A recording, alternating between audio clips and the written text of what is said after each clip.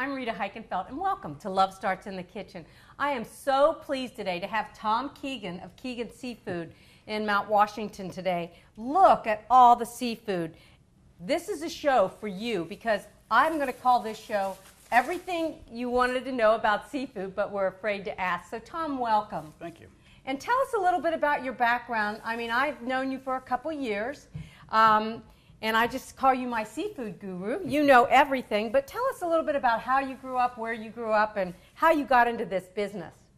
Well, first of all, I don't know everything. I'm learning some every day, so I'm always looking for new information just like you. And it's been my passion since I'm a little kid. When my oldest brother took me fishing for the first time out in Long Island at the Conic Bays, I'll never forget it.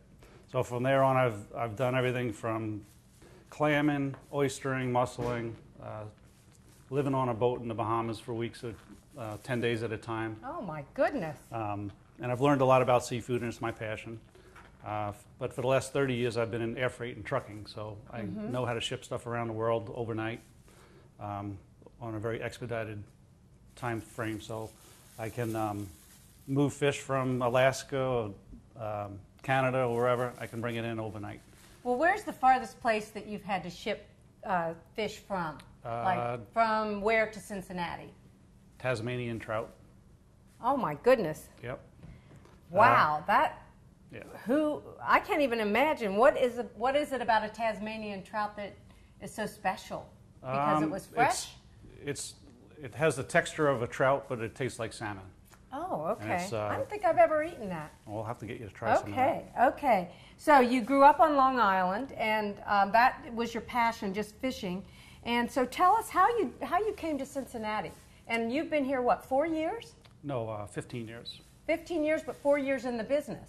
3 years. 3 years, okay. I've already got you here. Today's my 3rd-year anniversary. Well, congratulations. Go. Happy anniversary. Well, what a nice thing then. It's a special day for you and for us. Absolutely. Okay, so tell us how you came to Cincinnati. I owned a trucking company in Manhattan, and I was getting very burnt out, and I did not want to bring my 3 little kids, 2, 4, and 6, grow them up in the city. So I was looking for a job elsewhere, somewhere Midwest, where I could bring my kids up in a nice, safe environment, and it's worked out very well.